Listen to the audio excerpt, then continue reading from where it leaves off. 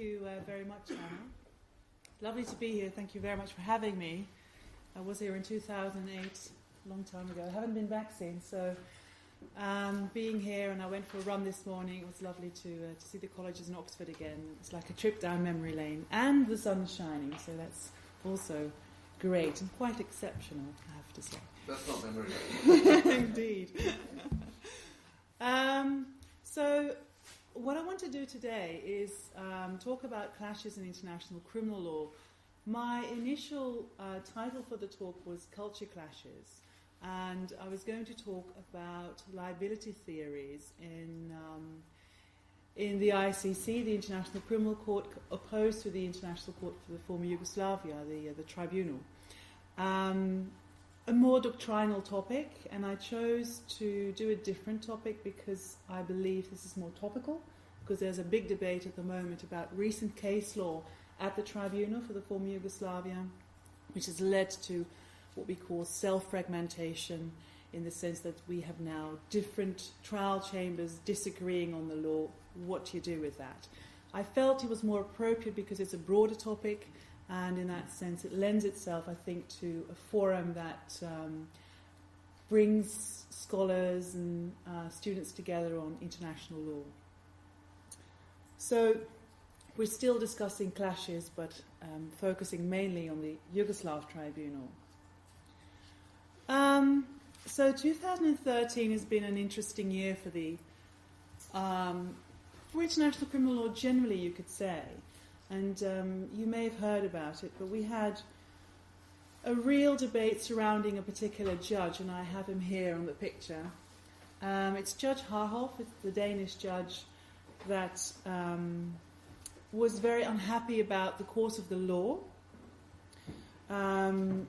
This all was in the time that there was a new president for the Yugoslav tribunal was about to be elected, and the tensions within the court, I believe, were heightened, and it was in that context that he voiced his disagreement with the course that the law was taking, and this disagreement eventually was leaked to the press. It was in an email to about 50 recipients, but it ended up in the newspapers, in a Danish newspaper and then later in the English papers. Anyway, why I'm saying this, because he was voicing critique that is felt quite broadly, namely wondering why the course of the law has been narrowing down criminal responsibility. There were 3 cases in particular that had been convictions by the trial chamber and that ended up as acquittals before the appeals chamber. He suggested that this narrowing of criminal responsibility, and then mainly with regard to aiding and abetting, which is one mode of liability, and then another one was joint criminal enterprise. He suggested that there might even be a political agenda behind it, that the United States and Israel may have influenced the course of the tribunal's law because in that context at that time we had UK, United States providing weapons to Syrian rebels, and does that lead to aiding and abetting war crimes, yes or no, when these rebels actually commit crimes? So that whole context, and in the election period within the tribunal where there was going to be a re-election of the American president of the Yugoslav tribunal, this big thing broke, and it has not really done us much good, I believe, in international criminal law. I'm just citing from the letter that was eventually printed in this Danish newspaper, and that was an email that was supposed not to be leaked. Right up until the autumn of 2012, it has been more or less set practice at the court that military commanders were held responsible for war crimes and that their subordinates committed during the war.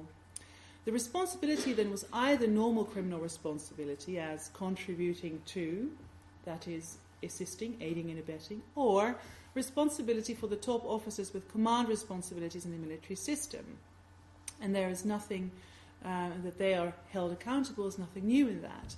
we had also developed an extended criminal responsibility for people, ministers, politicians, military leaders, etc., that goes by the name of joint criminal enterprise.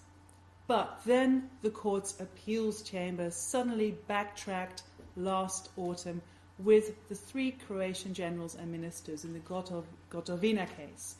This was a case where, indeed, the defendants had been acquitted in appeal, a case where a Croatian military commander was acquitted of war crimes and crimes against humanity.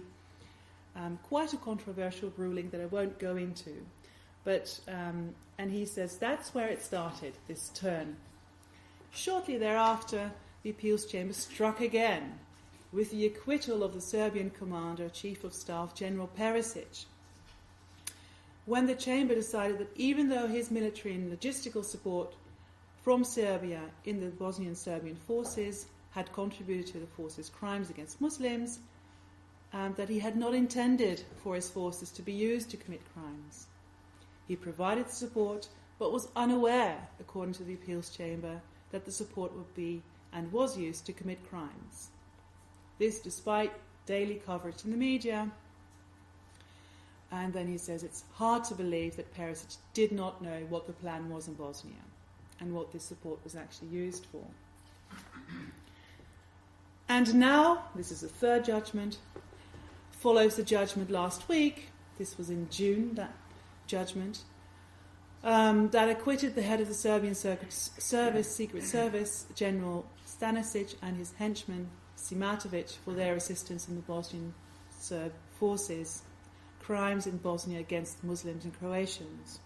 Again, because they, according to Harhoff, allegedly unaware that their efforts would be used to commit crimes. So he says 3 cases, appellate rulings, that acquit defendants, that suddenly narrow the law down. What's going on here?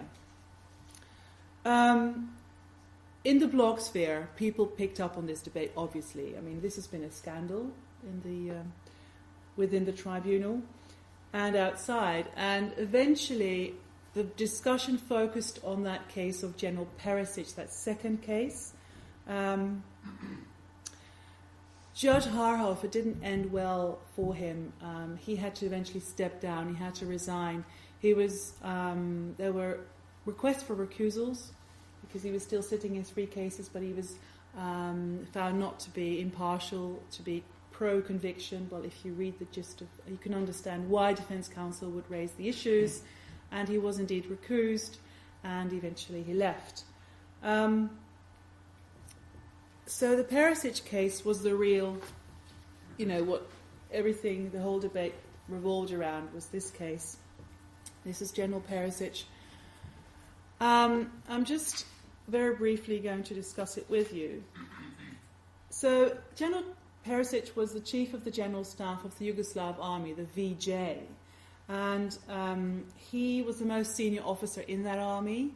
He'd seconded military personnel to the Bosnian Serb forces, to the VRS. And he was also supplying logistical support to the VRS. Now, the VRS had committed crimes in Sarajevo, the shelling of Sarajevo, and, of course, Srebrenica. And it was for these crimes that then Perisic was held accountable for, or at least he was charged with and prosecuted for those crimes as aiding and abetting these crimes by providing these troops and by providing this logistical support.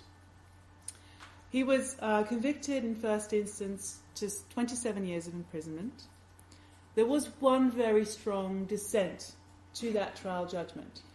That was Judge Moloto, who had argued that he did not agree with this ruling because he said Perisic was actually assisting a lawful war effort.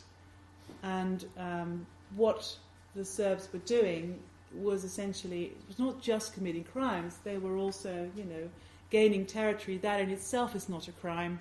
He was assisting that, and we can't distill from that. There is no evidence to prove that he actually assisted these crimes. the majority ignored it. I mean, the majority didn't agree. But that came back, that dissent actually became sort of the majority opinion in the appeals chamber. So here, just an excerpt from the judgment. The appeals chamber observes that in most cases the provision of general assistance, which could be used for both lawful and unlawful activities, so waging war and within that crimes can happen, will not be sufficient alone to prove that this aid was specifically directed to crimes of principal perpetrators. In such circumstances, in order to enter a conviction for aiding and abetting, evidence establishing a direct link between the aid provided by the accused individual and the relevant crimes committed by principal perpetrators is necessary.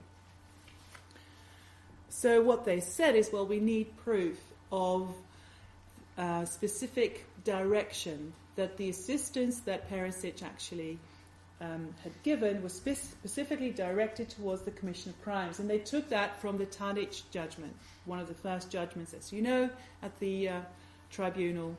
And they say, look, there is this requirement already in Tadic that we have to apply here. The aider and abettor carries out acts specifically directed to assist, encourage, or lend moral support.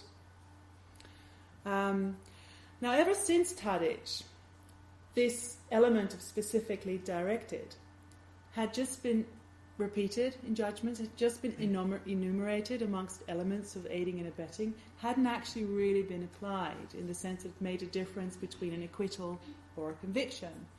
And in fact, it was only later in the case law that defence counsel started to raise this as saying, wait a minute, my client's assistance was not specifically directed to crimes. It was only then that it became an issue.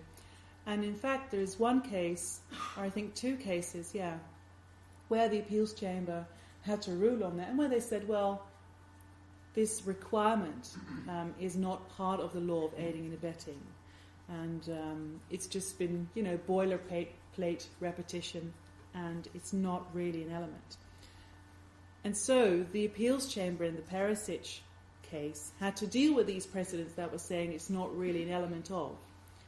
And they sort of did that by saying, well, these two rulings, if you really look at them, there's no real support. They just say, well, it's not an element, but they don't go back to Tadic and they don't argue elaborately, or they don't expand in saying, well, this is not part of it. It's there, it's Tadic. It's our first judgment. We have to apply it. And it was implicit in most rulings, but now it's explicit and we have to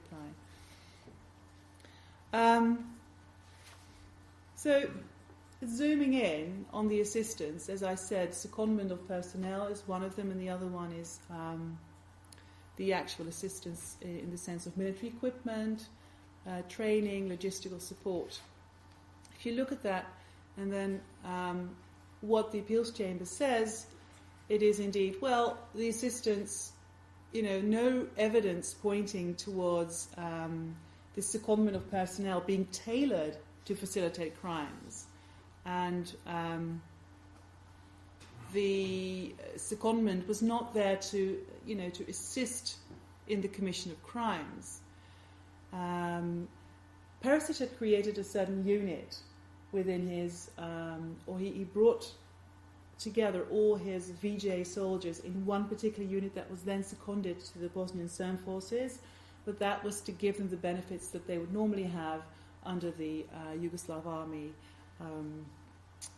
system, and it wasn't to in any way to contribute towards the commission of crimes. That's basically what the appeals chamber is saying here. And with regard to the logistic operations that he was assisting in and the military materials, it couldn't be established by the appeals chamber that the shells found in at the crime sites that they had come from VJ soldiers. So there was no evidence to actually show that there was that support. There was a causal link, if you like, between the assistance and the crimes. So that's the Perisic ruling, and that's specific direction as an element that was used in the appeals chamber to acquit this general. And and it's also this ruling that has been so controversial amongst mainly sort of the human rights lobby and one particular scholar also, I don't know if you know him, James Stewart, Canadian scholar who has done a big research project on corporate criminal responsibility, and he was very much arguing along the line that we should not accept this very narrow reading of aiding and abetting because it allows those who are making money in, for example, the trading arms to go free. Because if you would require that their assistance is specifically directed to the commission of crimes, then they could always walk free, right? So there was a big debate about what is the standard of aiding and abetting now that it's been narrowed to this extent. I want to discuss 4 points with you in discussing this concept of specific direction, SD, as I put it here. First of all, that I think Tadic was basically the main anchor that the appeals chamber relied upon to argue in favour of a specific direction. I want to say that it's a very specific context where the Tadic is a specific case, and you can't, I think, really use it in the way that the appeals chamber has. The appeals chamber has constantly said that, or has argued at length, that specific direction as an element is important for remote assistance in cases or like Perisic, where you've got one army in one country providing assistance in another country. I wonder if that's true. It might be something more along the lines of general assistance, that you assist in a way that can be used in two ways, general in the sense of it can be lawful and unlawful. And then last point is specific direction, is that really an element that is separate from, for example, the mens rea, the intent requirement of criminal responsibility for aiding and abetting. So just going back to the Tadic case, if we go to the paragraph that the appeals chamber in Perisic relies upon, it's this one. The judges in Tadic said that aiding and abetting requires acts to be specifically directed to assist, etc., and the support should have substantial effect. And then they contrast it to another type of liability, which is pursuing a common purpose, participating in a joint criminal enterprise. They contrast it because the actus reus, the objective element of the crime, if you like, it's sufficient to just direct it in some way rather than specifically. So what you see here is that aiding and abetting and this element of specific direction is contrasted to another type of liability, which is much broader. In some way you are providing support. And with regard to the mens rea, Tadic is again contrasting with aiding and abetting. There must be knowledge of the specific crime. With the common purpose, more is required. Let me see. Yeah, there's more required in the sense you need to share a common purpose, a common crime, a common plan. So I think Tadic and the reliance upon Tadic was exaggerated, and I think others agree with that, not with me, but it's widely held by now that Tadic actually is situation specific. It really was there to contrast aiding and abetting from joint criminal enterprise, common purpose liability. It's also, that becomes clearer when you look at the law before Tadic, where aiding and abetting was actually here. We have the Forangia case, it says assistance that in some way has a substantial effect. So there's no repetition of a specific, or there's no indication of specific direction. And with regard to the mens rea, over time, that has broadened. The mens rea, the mental element of aiding and abetting, has broadened. You don't need to know the precise crime. It is sufficient that you know of the elements of the crimes, and if then one of these crimes is committed, you can be held accountable as an aider and abetter. It's even been more broadened to the knowledge of, say, a system of violence or a specific unlawful policy. So over time, aiding and abetting and the mens rea has been broadened, and specific direction is suddenly, using that as a term to narrow aiding and abetting is quite sudden, bearing in mind this development. Okay, so remote assistance. The appeals chamber says, yes, in situations of remote assistance, you need to have this specific direction. If you look generally in criminal law systems, there are different ways of making sure that remote assistance is not, or to prevent it from being over-inclusive, aiding and abetting, in cases of remote assistance. And you can do that by insisting on a strict causal link, or on a strict intent element, mens rea. And then I just put the ICY route here in that specific direction. Now I'm thinking of, in a case in my own jurisdiction, the Frans van Andelaert case. Maybe you've heard of it. Also a case of remote assistance. And so he was a commercial guy. He was trading with Saddam Hussein's regime. And he was trading in chemicals. He was sending large proportions of TDG, a certain chemical substance that can be used for producing mustard gas. He was selling that to Iraq in the 1990s, and it was eventually established that, because he was then prosecuted first by the United States, they'd compiled a file against him that was given to the Dutch prosecutor, who then went after him. And it was established that the TDG that he had provided, that had been used in the chemical weapons that Saddam used in Halabja. As you know, terrible crimes against humanity, and one could even say genocide was committed there. He, Frans van Andelaert, argued, no, I was providing these chemicals for the textile industry. And so the prosecutor established then, dealing with this argument, that there was absolutely no textile industry in Iraq at the time. And so to make sure that there could only be one use for these chemicals, and that was for producing mustard gas. So this is a case, being a case of remote assistance, it doesn't require a specific direction, okay? You don't need to prove that. You can just suffice with showing that these chemicals were going to be used. So through causation, which is an actus reus element, causation, you can do that. And he also had the intent to, or at least under Dutch law, there's a recklessness was sufficient. So the fact that he was aware that Saddam Hussein wanted to use these weapons against civilians and kill them, that was sufficient. And then you still continue to sell to him, that was sufficient. So because of the fact that this was not neutral activity that could be used also for unlawful purposes, we didn't need to use anything like specific direction. So it's not necessarily in remote assistance cases. General assistance, it's in these cases where you want to limit liability, where you want to make sure that there's a direct link between the assistance and the crime, and if you can't do it through causation, maybe a specific direction.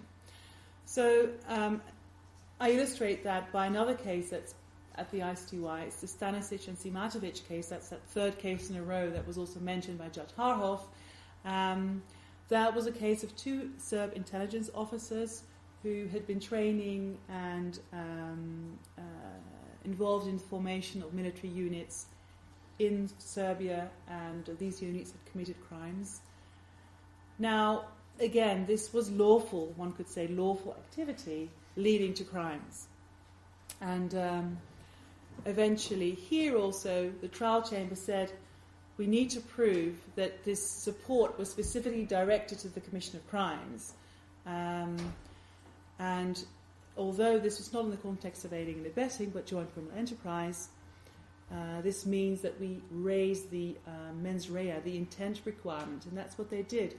So the trial chamber said we we cannot convict these guys with evidence that shows that they must have known that these troops were going to commit crimes. We need more. We need to show that they shared the intent of those committing crimes, that he shared the intent of the Serb forces committing crimes. So that raises sort of the intent bar to make sure to exclude the possibility of holding somebody liable for what could be assistance to lawful activities. So it's in cases of neutral activity or general assistance, I think one can establish that. That's where these issues rise. And that brings me to the next point. I think, in essence, the specific direction requirement, which seems to pop up from nowhere, in a way, it's just a heightened mens rea, or an intent requirement. And this is also what Judges Meron and Aegis, who wrote separate opinions to the Perisic judgment, actually wrote.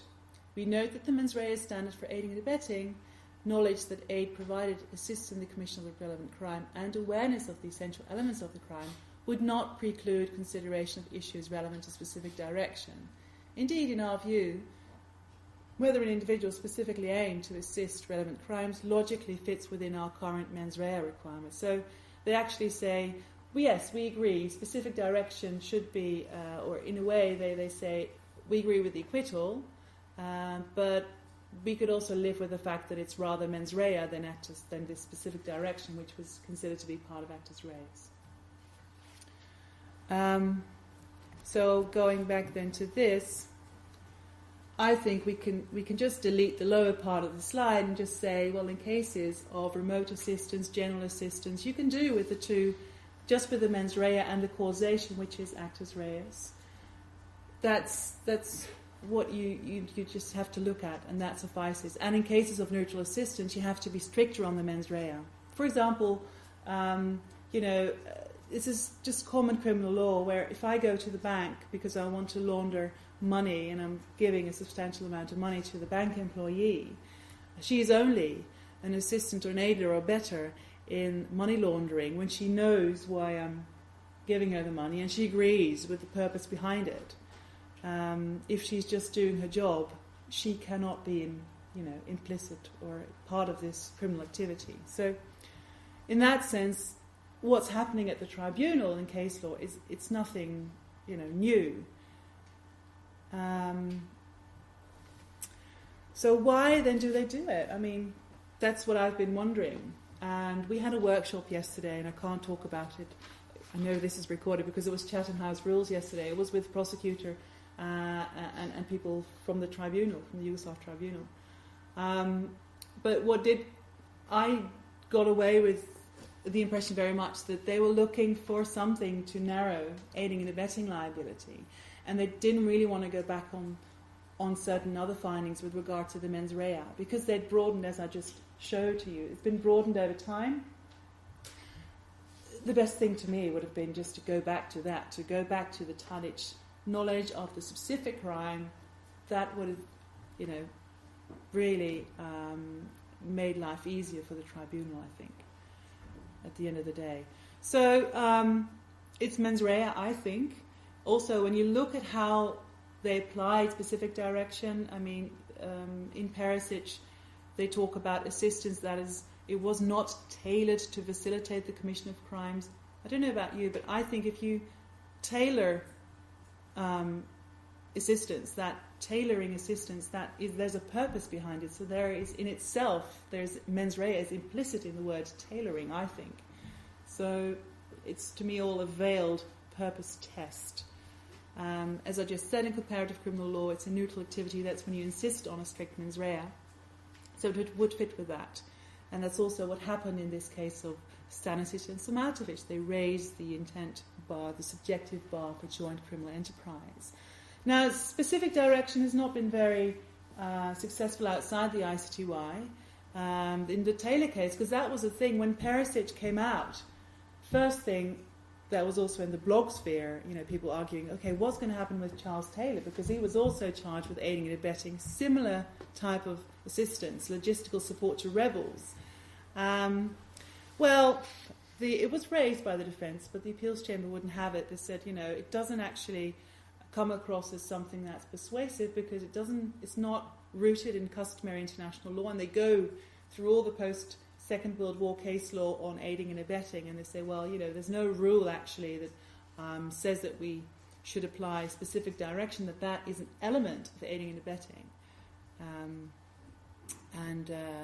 They say, that the ICTY is only referring to its own case law or ICTR case law, and that's not sufficient. So they reject it. I mean, some have been very critical of this analysis of customary international law. Maybe we can talk about it in the discussion. I'm not too critical. I just think in general, there is actually no real one rule that you can distill from all this case law, not even if you take a comparative approach to criminal law systems. There really are two approaches.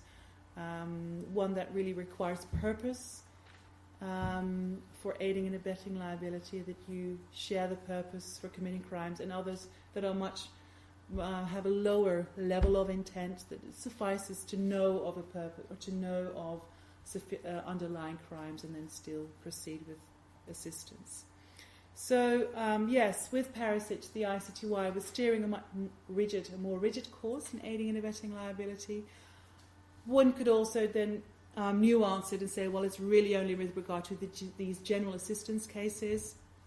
And I think in general it's very unnecessary. As I've just said, you could just do with a stricter interpretation of a test that you already had in your case law. Go back to Tadic and require knowledge of specific crimes.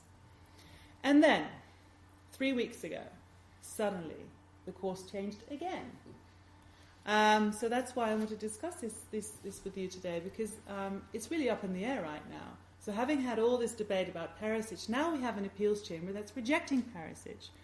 And it's even more interesting because two of the judges who are now in the majority were then critical of this specific direction and Perisic.